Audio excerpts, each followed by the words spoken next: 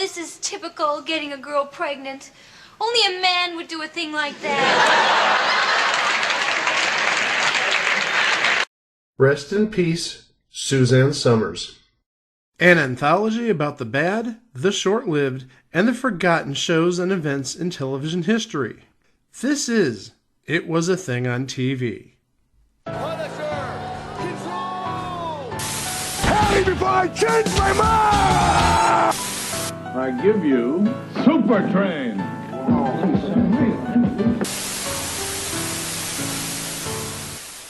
Episode 419, submission number 797. Child's Play. Child's Play aired on CBS Daytime from September 20th, 1982 to September 16th, 1983 for 258 episodes. That's an amazing 242 more episodes than Uncle Croc's Block, the Hudson Brothers Razzle Dazzle Show, J.J. Starbuck, Schooled, the number of aired episodes of Salvage One, and we did a little bit of research and we found another show that we've covered that fits that bill, and Misfits of Science. And I did this, and Greg and Chico can verify this. Wednesday night, I went through Wikipedia, 53 years of schedules to come up with every show that might be on our list, which had 16 episodes, and I came up with a pretty amazing list. I don't know if I should spoil it. Nah, don't spoil it. Nah, they don't deserve it. I'm sorry, folks. You don't deserve it at this point. But there's some names that we're going to cover in the future. So how many total episodes was this show? 258. Okay, so it's 258. 258 divided by 16. So it's 16 crock blocks and 1/8 of a crock block. 16 1/8 crock blocks. Yes, 16.125. Crock block. Greg knows how to use his calculator on Windows. It's my iPhone, silly. Whatever. You know how to use a calculator. Good for you. All right, theme music. This is Michael, age 7. This is Candace, age 8. This is Christopher, age 7.5. These children and others like them will try to make you understand what they're talking about on Child's Play. And here is the host of Child's Play, Bill Cullen.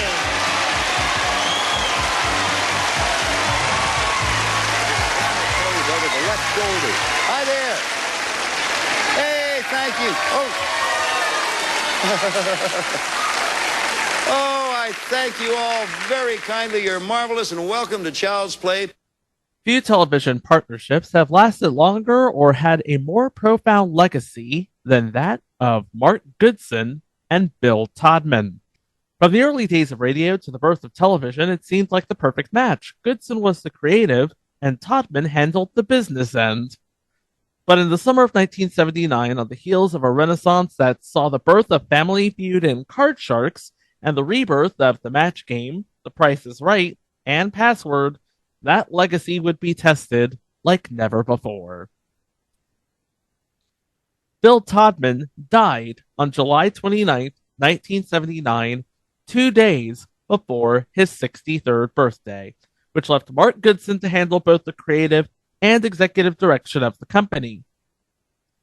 In the early 1980s, Goodson made a move to acquire Todman's share of the company from his heirs, Lisa and Bill Jr. Who here has seen Wild Wild West? I've never seen it, but I know about it.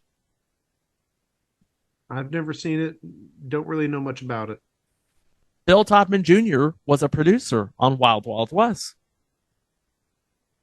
Okay, after this podcast for our listeners, when you are done, type into YouTube, Kevin Smith, John Peters, Superman Returns. That's all I'm going to say. If you know, you know. From the fall of 1982, anything made by the production would be billed as simply a Mark Goodson television production. The first such show was Child's Play, a gamified version of Arc Linkletter's Kids Say the Darndest Things. And who did they get to host Child's Play? Well, that's a stupid question. Gene Wood said so at the top of the show. We got Bill Cullen, the master, the legend. Seriously, what hasn't been said about Bill Cullen over the years? Well, back in 2020, we did do the Bill Cullen Centennial, covering 3 of his shows in the past. I think we did Winning Streak, The Love Experts, and the heck was the third one we covered? Pass the buck? Oh, Pass the Buck. Yeah, I can't forget about Pass the Buck, even though I just did. It was a very forgettable program, Greg. But that theme music. Dun, dun, dun, dun, dun, dun, dun, dun, dun, dun, dun, dun, dun, dun, dun. So Bill Cullen, he's the guy from the 50s to the 80s that you would call to host a game show when you cannot possibly think of anybody else to call. This is a fact. Hosted more game shows than anybody in history. But then again, you probably already know that.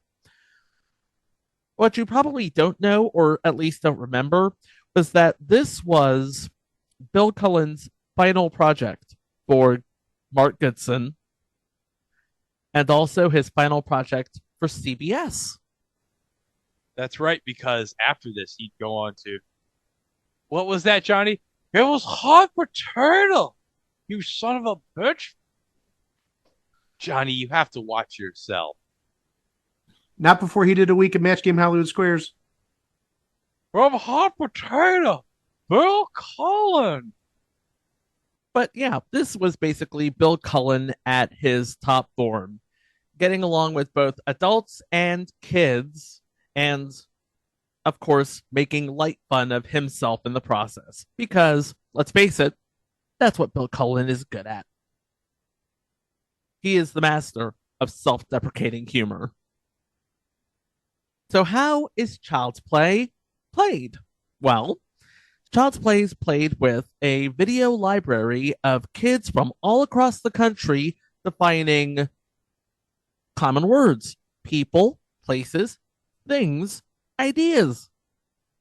And it's up to 2 players to try and guess what they're talking about. On the show, the panel of kids, they are aged 5 to 9. So you're talking about kindergarten to 3rd grade, right? I think it was a little closer to maybe like 1st grade, maybe 2nd grade to maybe about 4th. I think we're looking at the age range of about like 7 to 10. I don't think they had kids younger than 7, and I'm pretty sure they didn't have anybody older than 10. So in the first round, we play, I want to say, 6 definitions. A word was given to the audience, but not to the players, because they would watch up to 3 kids try and define a word. For example, let's just say I am a 9-year-old Chico. I already have the library background, as you can see. And the word was podcast. And I'd be like, well, it's like this thing that your dad does with people on the internet, and he talks into a thing and they talk about absolutely nothing at all, and you're wondering what they do with it and what they're talking about, and then they release it on the internet, and for some reason people on the internet give them money. If a child said any form of the word or any sort of incriminating clue that would lead to the word, the audio was censored and a sort of sticker was placed over the mouth of the kid. Once the clip ended, the contestant has a chance to guess the word. If you're right, you win a point. If you're wrong, you get another clip for your opponent. And that continues for some time until the second commercial break, because after the first word is the first commercial break, and Bill Cullen says, "We play to the school bell, and whoever has the most points at the end of the game wins $500 and goes on to play for $5,000. He makes it absolutely clear that those are the rules. The champion always leads off every game, and control alternates between the two contestants on each new word until the round ended at the second commercial break. Second round is called fast play, where each contestant would be racing to the buzzer on a single word at a time and a single clip at a time. Either contestant can stop the playback by hitting the button in front of them to guess the word. If they are correct, they earn the points for that word. Now, in the first 3 episodes, Fast Play was played in 2 halves. Each half ended with the bell. Correct answers were worth 1 point at the first half and 2 in the second. After those 3 episodes, they decided that they are going to play each word for 2 points. If you buzz in and miss, your opponent gets to hear the entire clip. And the round continues until a school bell rang. Player in the lead wins $500 and goes on to the bonus round called Triple Play. Well, it was originally called Triple Play. We'll get to that. Because the bonus round was in 2 formats. The first format was called Triple Play, where the player had to guess words based on up to 3 definitions written by up to 3 children, identified only as A, B, or C. For this, they called it usually the ABC game. Once the champion selected the child, the corresponding definition would be displayed on a screen, after which he or she could either guess or select another child. If the champion is unable to identify the word after hearing all 3 definitions, it was thrown out of play, and we go on with a new word. The object was to get 6 words before 45 seconds elapsed. If you did that, you won $5,000. This is in addition to the $500 you won previously. So, because champions are only allowed 5 games, you could win a total of $27,500 and retire undefeated. Theoretically. However, if you run out of time, you still get $100 for every word you guessed correctly. This continued until the April 25th, 1983 episode, in which we had an end game similar to, but legally distinct from, Pyramid, called Turnabout. Did this one star John Shuck? Did it have Sharon Gless? Was there an idol involved that changed people's genders? Did Sharon Gless smoke a cigar at one point? Chico is dead. No, maybe, and no.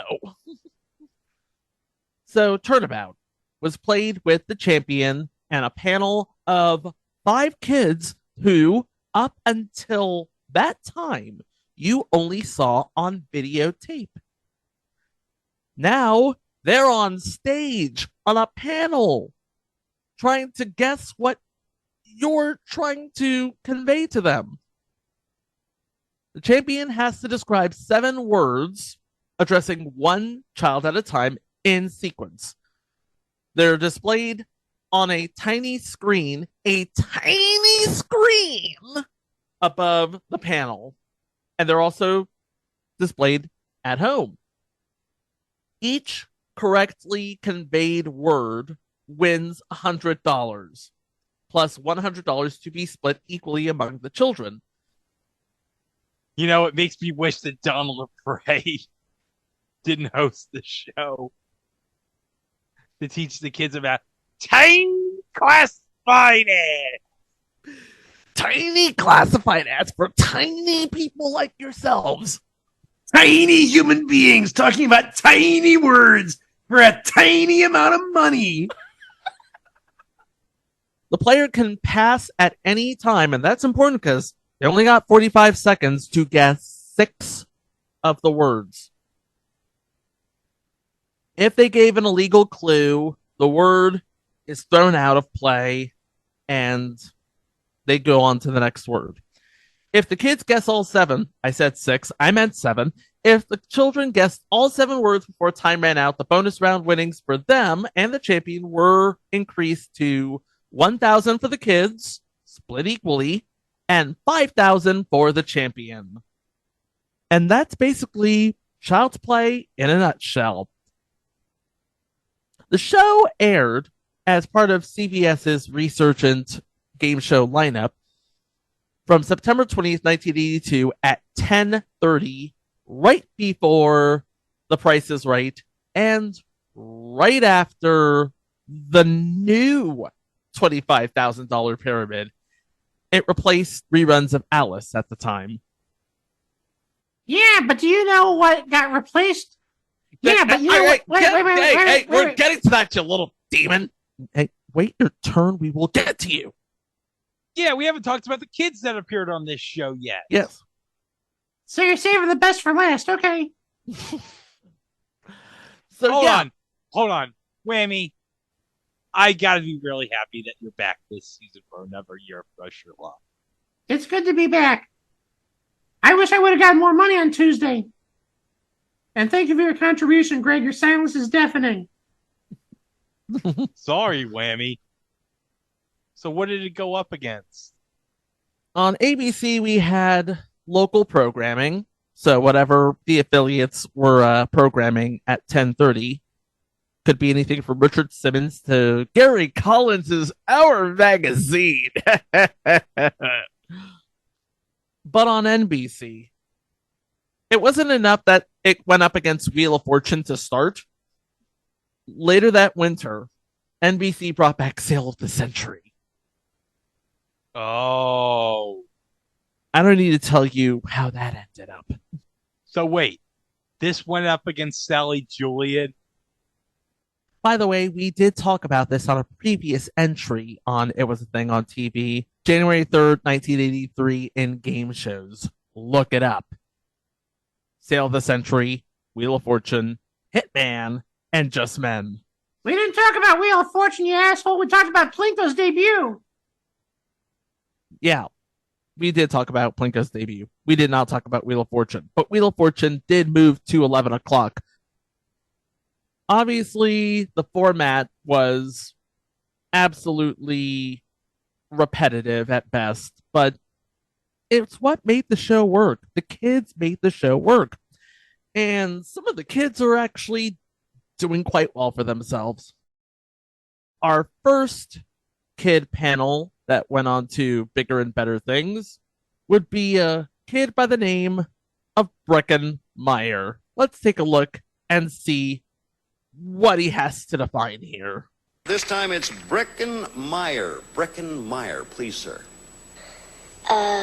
It's something that dogs wear. Quick. Leash. No. Incorrect. The rest of the description is all yours. Listen to Breckin. Here it comes, Susan. To keep fleas off sometimes.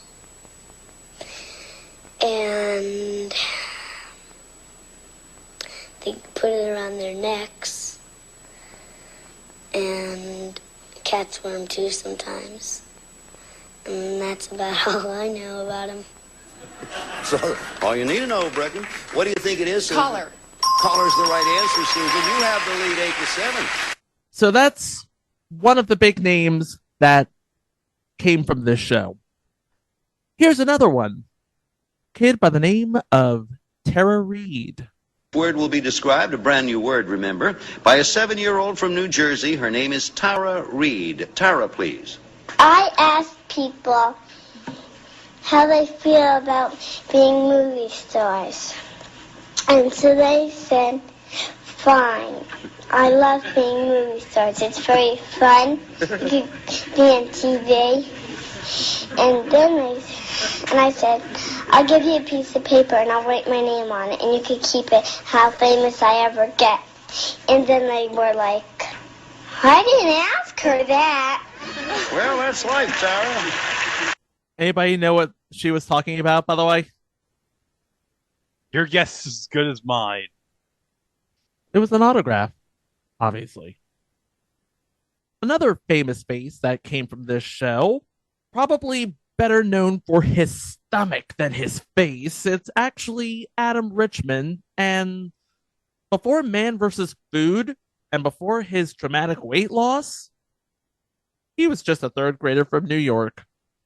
It should be noted that this is during the Turnabout era of Child's Play. Come on in here, kids. There they go. Or here they come. Hello, bunch. We are happy. Are they good-looking crew? I hope they do well for you. We will now have the children introduce themselves. Old friend of ours, Eileen, start off. Hi, I'm Eileen Siriaco. I'm 8 years old, and I come from Los Angeles, California. And we're very happy to have you here. You've been with us since the very beginning of our show. What do you do, or what are you going to do with the money you've won, Eileen? Well, I think I'll buy my sister a Ferrari since my mom won't buy her one. Oh, that's awfully nice of you to take care of your underprivileged sister like that, Eileen. Yeah, and maybe I'll spend some money on college. On college, that's a good idea. Do that before the other. Let's have you introduce yourself, please, Adam. Hi, my name is Adam Richmond. I'm in the 3rd grade, and I'm from New York City. Okay, Brian. Hello, my name is Brian Milch. I'm 7.5 years old, and I live in Brooklyn, New York. And Jason. Hi, Mr. Cullen. Hello. I'm Jason Telford. I'm in the 3rd grade, and I live in Van Nuys, California. And by golly, it's Haley Finn. Haley. Hi, Mr. Cullen. I'm Haley Finn. I'm from New York City, and I'm in 3rd grade. And we welcome you all. Happy to have you with us. They're going to be your helpers, and they're going to do a good job. We're going to show you, Teresa, 7 words one at a time. As you know, you have to define them so that these children will say the word. If you get stuck, you pass, and then we'll come back to that word if there's time. We pay you $100 a word. If you get them all 7, you win $5,000. The children will divide $100 for each right word, and if you get all 7, they are going to split $1,000. I have a total of 45 seconds on the clock. You're going to begin with Eileen here, first off, and you begin describing the moment you see that first word. Good luck anytime now. Okay, this is the Liberty. It has a crack in it. Statue of Liberty. It has a crack in it. It rings. You can ring it. Pass. Adam, next word. This is the thing that the bird sits on to lay its eggs. Next word, Brian. This is something that you do in a swimming pool off of a board. Swim. You do it off of a Dive. board. Next right. word, okay. Jason. This is right here. It's my back. My back. Right. Next word, Haley. This is when you don't feel like doing anything. You just want to lay out in the sun. When you don't want to do Lazy. anything. Right. Next word, Eileen. This is where what you cook on. It has a burner, and you put pots and pans on it. Right. Next word, Adam. This is it grows up the side of a building. It's green. Take a look at that word. Take a look at that word. Keep going. This. Plant. This is the Kudzu. Pass that word. Okay. I know what happened to you, and I've seen it happen before. I looked at it. Now, let me tell you what happened. The word we were looking for there, well, it doesn't matter what the clue would be, because you saw that as ivy. Right. I-V-Y. It was really ivory, I-V-O-R-Y. Because when you said it grows up the side of a building, I thought, what a crazy building that might be. And I do want to add something about Adam Richman. You know how we've had the occasional mention of that person had a card in Americana? Yeah. I think we're going to do a new segment starting now, because guess what? Adam Richman had a card in Allen and Ginter. Wow. That's Topps' baseball series. Well, you heard the box break I did about 2 weeks ago. It's the box break that has baseball, but also has different celebrities. And if we want to do another little tie-in with Man vs. Food, the most recent host of Man vs. Food, Casey Webb, had a card in this year's Allen and Ginter. We all are kids of the 80s. We love the Goonies, especially the video game on the NES. Here's Chunk, Jeff Cohen, describing a word. I really hope he has to describe the truffle shuffle. Oh, just play the clip. Well, the voice you hear will be one of our interviewers here, but you listen to, there he is, old two-peaked cap himself again, Jeff McMahon, 8 years old, talking about the same word. Okay, Jeff. Is this a word? Oh, you go roll. Okay. Roll them. Well, it's like when somebody has a special kind of accent or something, like Humphrey Bogart talks with the and Mae West always goes, and like I can do Alfred Hitchcock. This is a good one. I just made it up.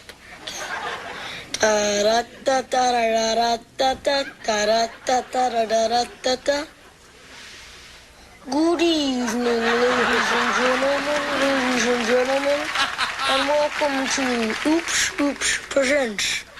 We will scare the whoopee out of you. Very good. When did you start learning to do that? Alfred Hitchcock? Today. Jeff McMahon. He just learned how to do it today, didn't he? And we should say the word was impersonate. In case anybody was thinking it was like accent or something like that. Okay, guys, I figure now I should make a correction to something I said 2 weeks ago.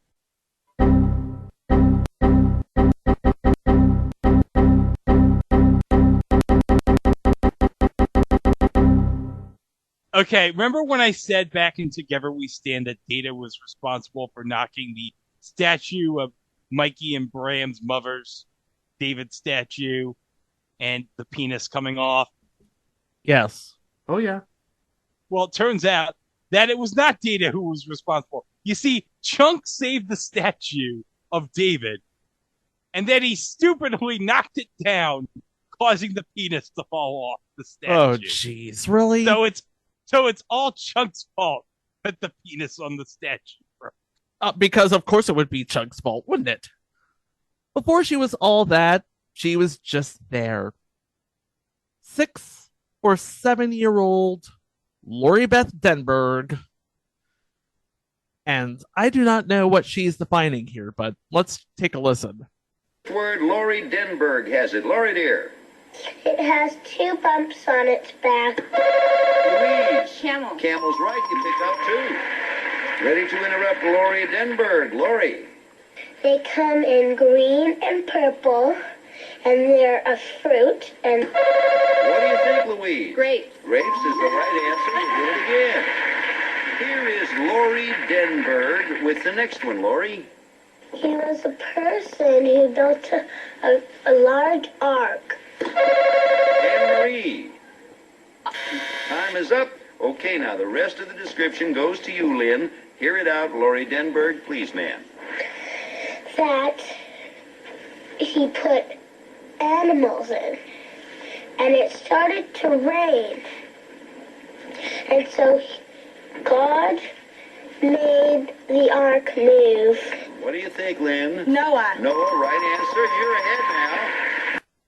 Now, there was a bit of a bonus there if you were paying attention, Mike, Greg.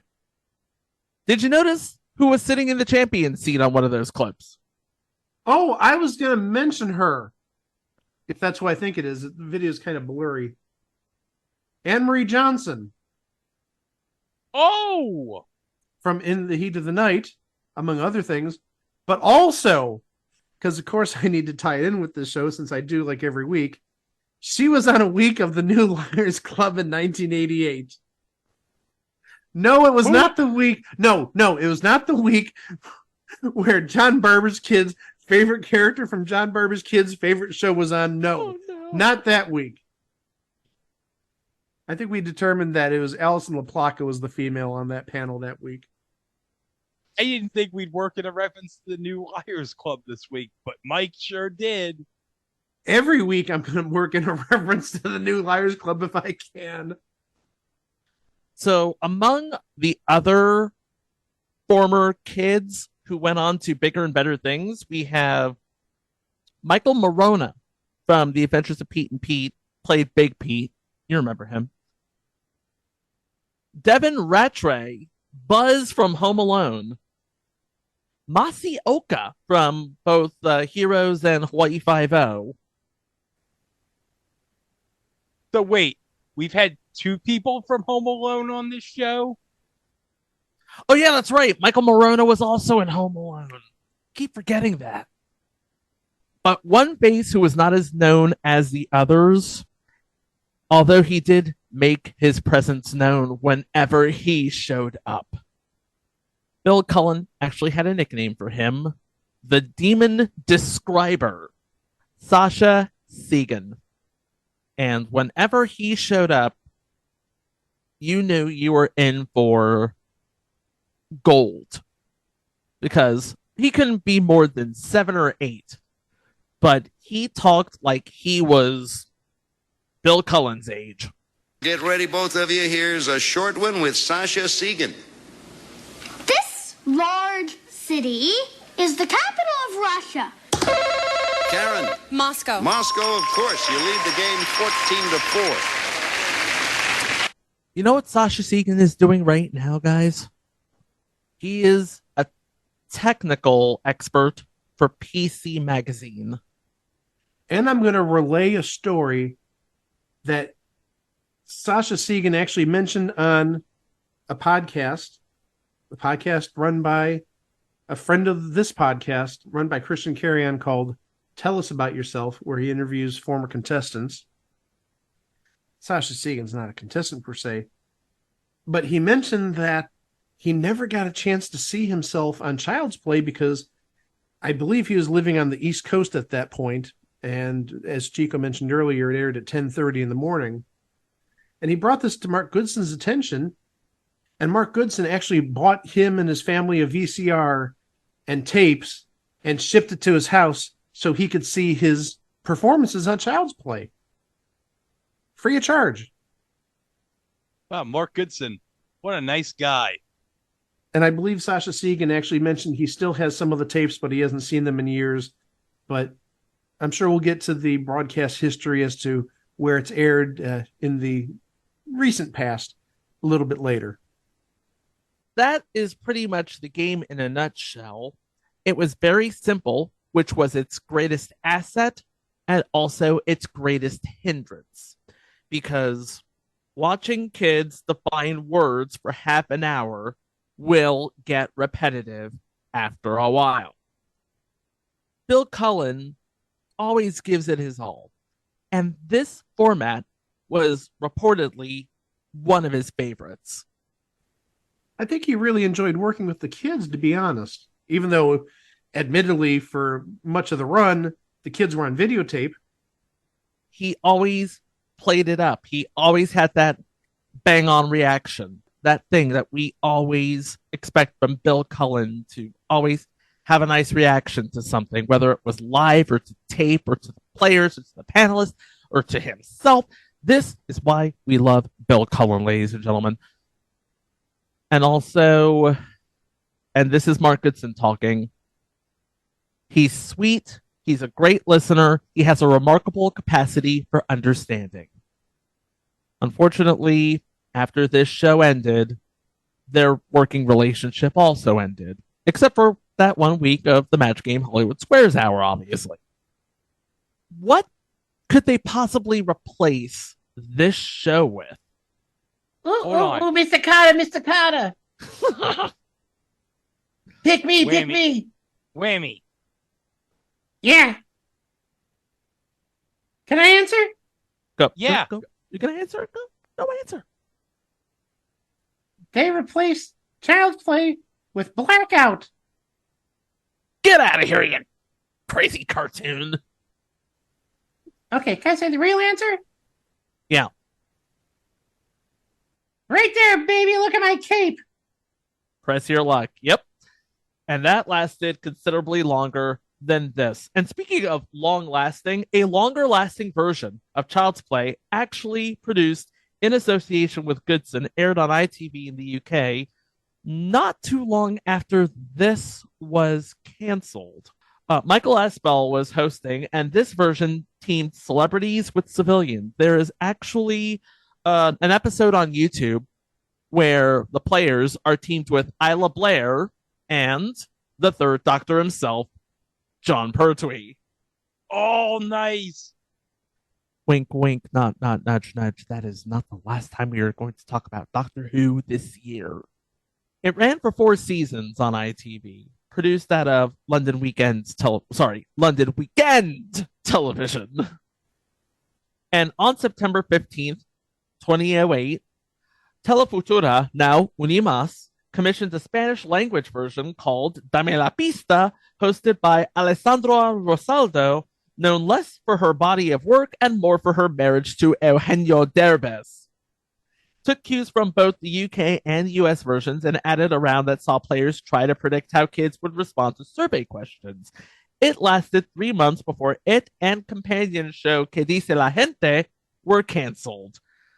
Child's Play in any form has not been seen on our screens in new installments since.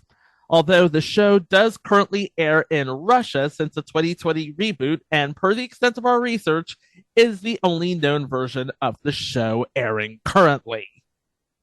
All of the episodes have been known to exist. Several episodes appear time to time on Buzzer and Prime Video, and episodes are available to watch for free on YouTube. We mentioned the kids. They've gone on to live their lives. Bill Cullen's definitely gone on to live his best life. He had 2 more shows in his record-setting repertoire before ultimately passing away into legend in 1990. So, what did the trades have to say about this show? Working in the show's favor is the expected professionalism of host Bill Cullen. Prize money can get as high as $5,000, but the impression gained from one viewing is that winner, and there was one, had certainly earned the money. It was perhaps one of the best of Bill Cullen's storied career, but unfortunately, CBS could not garner ratings out of it, and in 1983, Child's Play just became a thing on TV. Hey guys, I got something to end this episode. Oh, really, Ghost of Johnny Olsen? What would that be? Well, since we're doing Halloween this week, and of course, certainly since Child's Play shares the name of a certain horror franchise, I had ChatGPT write me a spiel for a promo spot for Chucky the doll from Child's Play. I would love to hear that. Okay. Step right up, ladies and gentlemen, and prepare for a spine-tingling surprise. It's none other than Chucky, the infamous pint-sized antagonist from Child's Play. This isn't your ordinary doll. This is the real deal, possessed by all the mayhem and mischief you'd expect. Chucky, the ultimate collectible for horror fans, comes complete with his menacing grin, signature overalls, and that chilling Good Guys packaging. But that's not all. Order now and you'll even get the Murderous Mayhem accessory pack, so you can recreate your favorite scenes of terror. Imagine the shock and awe when you introduce Chucky into your collection or display him as a conversation starter. It's all in good spine-tingling fun, of course. Chucky is ready to play, and he's waiting for you. So are you brave enough to bring this diabolical doll into your world? The choice is yours, if you dare. But act quickly, supplies are limited, and you won't want to miss out on owning a piece of horror history. Chucky from Child's Play, he's a scream come true. Well done. Well, on that little shocker, remember you can always go to our website at itwasathingontv.com. You can listen to the 418 episodes that preceded this one. We got all sorts of great bonuses, including minisodes, live shows, extended versions, whole works. And also remember on all social media, including Instagram, Threads, Mastodon, at It Was a Thing on TV, except for Facebook, where we are on It Was a Thing on TV podcast. And we are also... we're available wherever fine podcasts can be streamed, Apple Podcasts, Google Podcasts, TuneIn Radio, iHeartRadio, Audible, YouTube, where I got to remind you, you got to like the channel, subscribe, hit that notification bell so you can stay informed on all future uploads as we continue with spooky season on It Was a Thing on TV. What's our next subject? I'm glad you asked, Chico. Our next subject is Susan Lucci making us an offer that we can't refuse. Wait, hold on a second. An offer we can't refuse? Yes, but be warned. You will come out of this changed. Oh. Well, I know I'm going to be changed, all right. We solved the mystery of the spring next time on It Was a Thing on TV. Thanks for listening. Please be kind to one another, and we will see you for the next one. Wow! And as you know, this is our final show. All I want to say is, I've been in this business quite a few years, and I have never done a show that has truly been quite as much fun. The kids have been marvelous. Their parents have been understanding. Our